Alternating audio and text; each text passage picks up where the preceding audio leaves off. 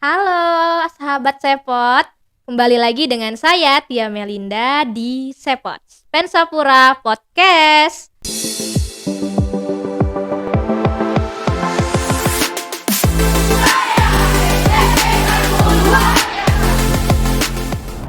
Nah guys, sore hari ini kita kedatangan tamu spesial lagi nih, narasumber kita yang hebat, yaitu beliau merupakan penggiat budaya dari Direktorat Jenderal Kebudayaan Kementerian Pendidikan dan Kebudayaan. Kira-kira siapa ya? Halo, Assalamualaikum Ibu Aprila Mirawati. Waalaikumsalam Mbak Tia. Apa kabar Ibu? Alhamdulillah sehat Mbak. Mbak Tia gimana? Alhamdulillah luar biasa.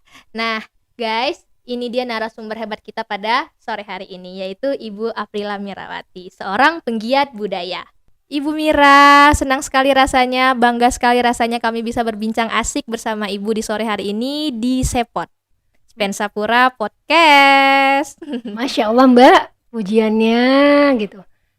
Mungkin saya yang mengucapkan terima kasih kepada SMP 1 Mempura, dalam hal ini khususnya kepada Ibu Winda selaku kepala sekolah yang selalu memberikan saya wadah untuk berekspresi. Jadi saya yang harus mengucapkan terima kasih. Oke, sama-sama ya Bu. Iya.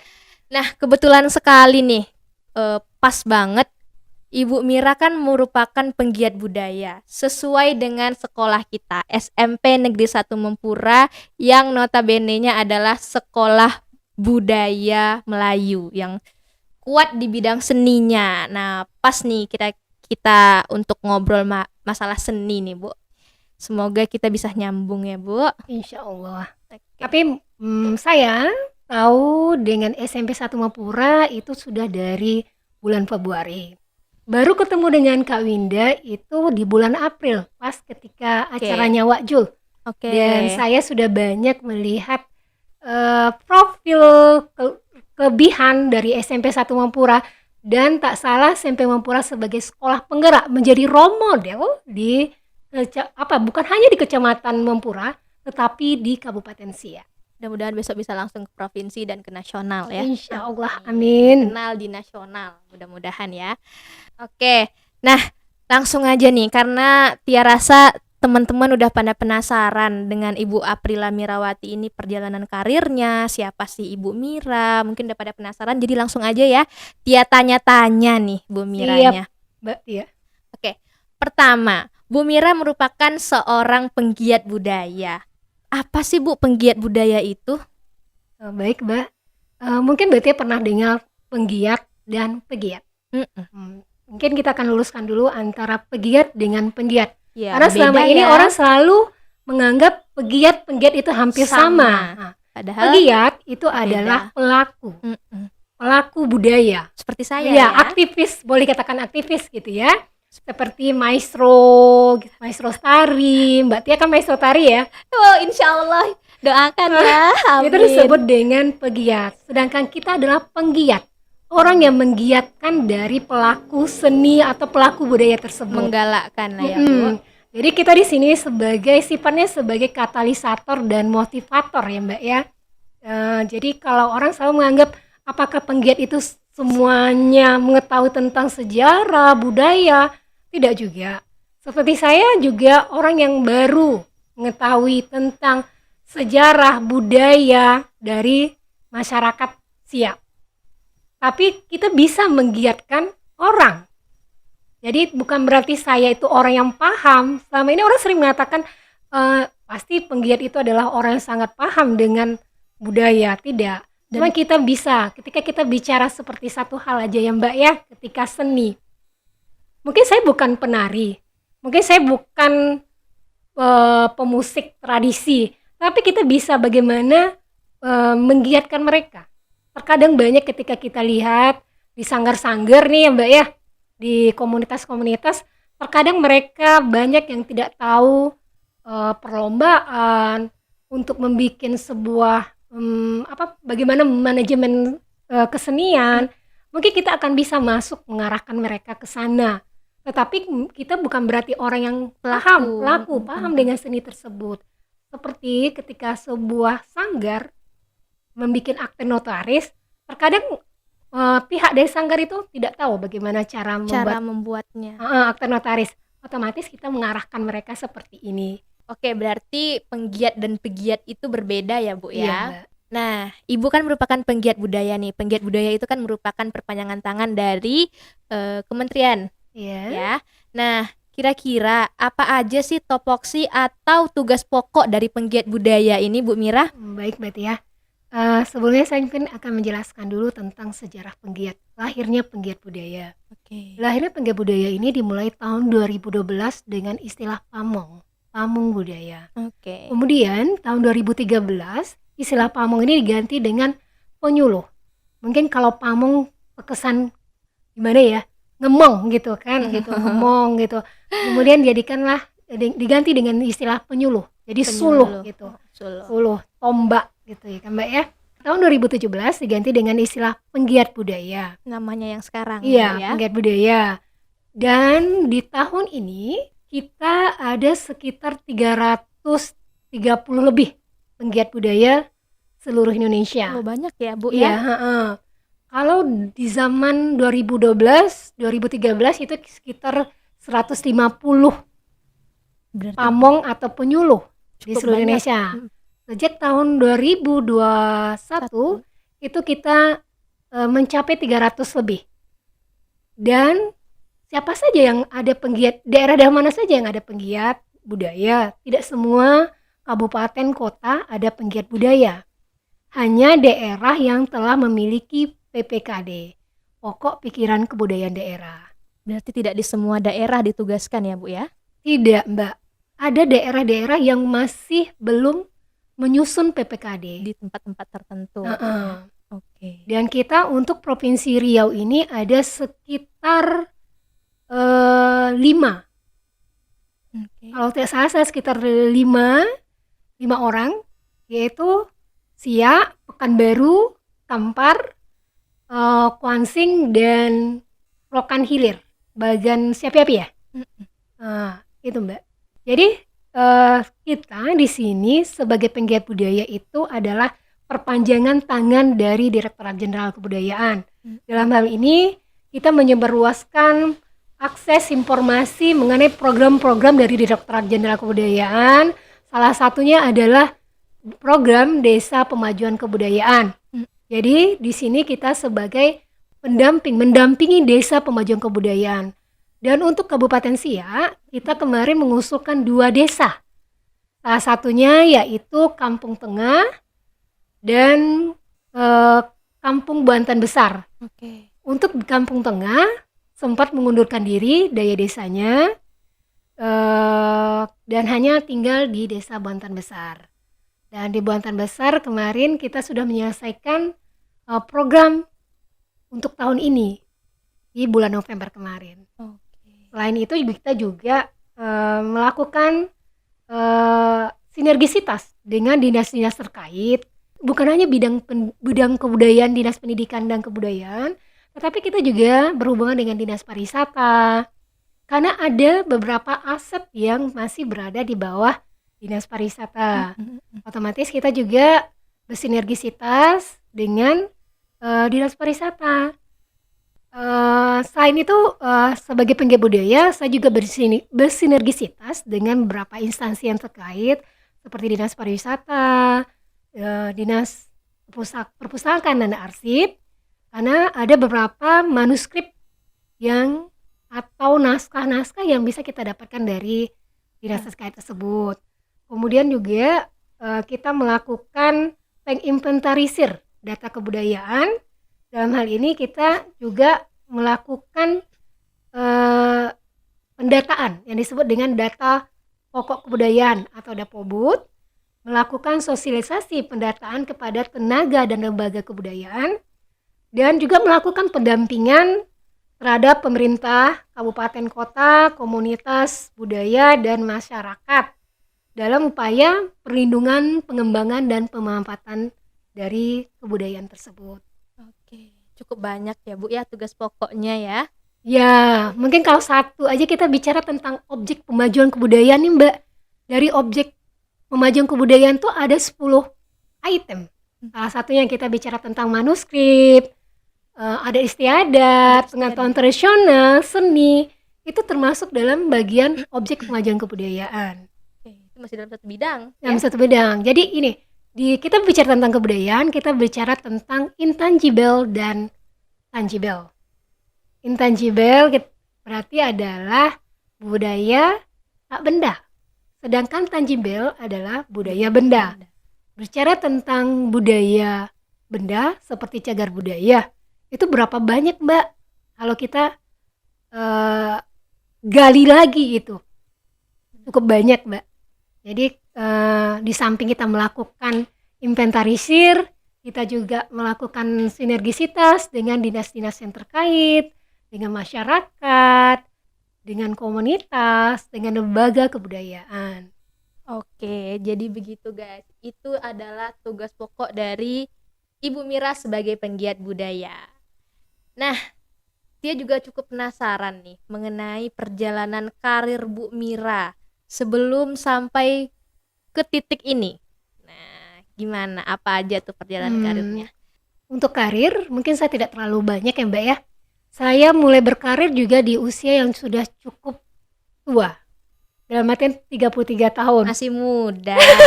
Pada masa itu, dimulai 33 tahun gitu. Atas seizin suami. Oke. Itu dimulai dari umur 33 tahun itu di 2012. Saya memulai karir di Direktorat Jenderal Kebudayaan ini sebagai prajurit paling rendah ya, Mbak ya. Itu dimulai di Dailingga. Jadi pada masa itu saya satu-satunya dari rayon Balai Pelestarian Nilai Budaya yang disebut dengan BPMB Tanjung Pinang. Itu saya ditugaskan di Dailingga dan satu-satunya perempuan pada masa itu dan yang paling jauh daerah penugasannya. Kebanyakan teman-teman saya itu dapat penugasan di kampungnya. Seperti ada teman saya namanya Bang Amir, itu di Kampar, ada yang di Siak, ada yang di Kuansing. Dekat-dekat lah Dekat-dekat. Kemudian tahun 2013 saya mendapatkan penugasan di Pelalawan. Kemudian baru saya merasakan pengalaman di Siak 2021. Bagaimana tuh pengalaman selama di sini? Bagi saya pengalaman di Siak itu gimana ya, Mbak ya? 1 tahun itu rasanya baru. Bukan lama, bagi saya baru rasanya kok singkat kali ya gitu. Rasanya, tapi saya singkat tapi saya merasakan kayak saya sudah lama menjadi orang Siak rasanya. Begitu mungkin penugasan saya memang tidak pada satu lokasi dan tidak pernah ditempatkan berdasarkan domisili. Selalu di luar domisili saya. Berbeda dengan teman-teman saya yang mungkin dapat berdasarkan domisili, berdasarkan kampung gitu. Kalau saya sama sekali tidak berdasarkan domisili dan tidak berdasarkan kampung. Tetapi saya merasa bagian dari orang di mana saya ditugaskan tersebut gitu. Begitu saya merasakan keterbukaan masyarakat Melayu menerima tamu gitu. Sehingga saya tidak merasa tamu di Siak ini, saya merasa warga Siak gitu. Ya, jadi warga orang Mempura. Iya. Siak lah secara umum ya. Luar biasa ya Ibu ya. Berarti Bu, penggiat budaya ini ditugaskan di satu tempat atau berarti di berbagai tempat ya? Iya, jadi gini, penggiat budaya itu ditempatkan untuk satu kabupaten atau kota. Jadi kita ini untuk di Riau cuman ada 5 orang penggiat. 1 Pekanbaru, Kampar, Kuansing, Bagan Siapi-api, dan Siak. Dan kerja kita itu 1 kabupaten, Mbak. 1 kabupaten ada 5 orang penggiat. Bukan, 1 kabupaten itu daerah tugas kita. Oh, begitu. 1 orang 1 kabupaten. 1 kabupaten. Berarti 5 orang ada 5 kabupaten di provinsi Riau. Oke. Semoga gini ke depan ada penambahan lagi. Siapa tahu Mbak Tia bisa untuk bergabung. Ya. Bisa ya saya. Siapa tahu nanti ada penambahan, Mbak Tia bisa bergabung. Bisa ya saya. Harus maestro tari. Amin. Orang yang sudah berkecimpung di bidang kebudayaan. Insya Allah ya, doain ya sama-sama supaya bisa Amin. mengikuti jejak Bu Mira sebagai penggiat budaya. Amin. Bukan lagi pegiat tapi berubah menjadi Penggiat. penggiat budaya. Jadi seorang aktivis juga menggiatkan orang, Oke. menjadi motivator, katalisator gitu. Mudah-mudahan Amin. secepatnya. Amin. Doakan. Berbicara mengenai seni nih. Nah, ya. Jadi apa sih pandangan Ibu terhadap kesenian yang ada di SMP Negeri 1 Mempura ini? Melihat kan Ibu sudah cukup lama ya berinteraksi dengan keluarga besar SMP Negeri 1 Ya. Mempura. Hmm. Jadi apa sih pandangan Ibu mengenai SMP 1 ini? Kalau untuk seni di SMP Mempura ini sudah cukup bagus. Apalagi dikelola oleh seorang maestro seni juga. Dan beliau menurunkan bakat-bakat beliau itu kepada anak didiknya. Dan ini juga di samping itu juga para pelatih-pelatih yang ada di SMP 1 Mempura ini juga orang-orang yang hebat seperti Mbak Tia, Masya Pak Jumadi, Allah, Pak terima Hidayat, kasih, Ibu. Orang-orang di balik layar di balik ya. layar yang mensupport anak-anak kita ini untuk tetap mau melestarikan kesenian tradisi ya, khususnya ya Mbak ya, Khususnya, kita Mbak. bicara karena selama ini saya lihat di SMP 1 Mempura lebih banyak kepada tradisi. seni tradisi seperti zapin, kompang, dan gambus ya. Saya juga mengikuti juga kegiatan sanggar yang Bu Winda, Dipimpin oleh Ibu Winda Ibu. juga, yang mana adalah anak-anak didik dari SMP juga Iya, gitu. betul sekali, Bu. Antusias yang sangat luar biasa, mereka latihan sampai jam 11 malam. Iya. Dan ingat ya Mbak Tia, kita sampai jam 11 malam dan anak-anak tetap optimis. Semangat mereka Semangat sangat luar gitu. biasa, betul. Mungkin lebih nantinya bagaimana mungkin ya anak-anak itu untuk menjalankan bagaimana manajemen kesenian dengan aturan-aturan, kedisiplinan, mungkin akan lebih bagus lagi gitu. Jadi kalau untuk substansi, kita bicara substansi seni di SMP 1 Mempura itu sangat cukup bagus. Kompang, rebana, tari, zapin ya. Mungkin Mbak Tia nanti lebih menggiatkan tari kreasi kayaknya nih. Tapi bukan berarti kita melupakan tari tradisi gitu. Tradisi tetap digiat. Syair juga sangat bagus. Gurindam juga ya Mbak ya. Betul Kayaknya. sekali. Sudah semuanya sudah ada di SMP 1 Mempura. Oke, luar biasa ya Bu ya. Iya. Berbicara mengenai kesenian tadi, mengenai ekstrakurikuler atau kegiatan-kegiatan yang sudah dilakukan oleh Spensapura nih. Kira-kira Bu, apa sih rencana atau program Ibu ke depan terhadap seni di Kabupaten Siak mungkin? Atau mungkin ruang lingkupnya SMP 1 Mempura? Mungkin kita lebih kalau seni saya mungkin tidak bisa banyak berbicara karena sudah pakarnya. Mungkin saya akan melihat kepada sejarah. Oke. Sejarah, saya punya rencana juga udah ngomong dengan Kak Winda untuk mengajak anak-anak untuk melakukan napak tilas sejarah Kerajaan Siak. Karena kita ketahui bahwa Siak adalah merupakan kerajaan yang dulunya itu sangat terkenal. Banyak peninggalan-peninggalan dari kerajaan Siak itu berupa cagar budaya yang mungkin kita bisa mengajak anak-anak untuk mengetahui apa-apa saja peninggalan sejarah dari kerajaan Siak. Terkadang banyak anak-anak ini yang tidak tahu Kurangnya dengan pengetahuan tentang tadi sejarah lokal. Misalnya ya, mungkin mereka tidak tahu yang mana kontralur, yang mana landrat. Mungkin mereka pernah lewat di lokasi objek tersebut, tetapi mereka tidak tahu apa itu kontralur, apa itu landrat gitu. Jadi kita akan mengajak mereka untuk mengetahui, menggali sejarah lokal sendiri. Terkadang anak-anak bosan bicara tentang sejarah karena anak-anak ini dipaksa dengan tanggal, dengan angka-angka, dengan yang ketidakpastian karena mereka tidak berada di fase itu. Gitu. Jadi mereka hanya diajarkan untuk menghafal. Tetapi ketika kita mengajak mereka langsung ke objeknya, otomatis mereka akan menangkap substansi dari sejarah itu sendiri gitu. Dan kita juga nanti mungkin sekitar seminggu lagi lah Mbak Tia kita akan merencanakan itu Napaktilas itu, mengajak anak-anak melihat peninggalan dari Kerajaan Siak yang ada di Kecamatan Mempura dan Siak. Kecamatan Siak saja Mbak.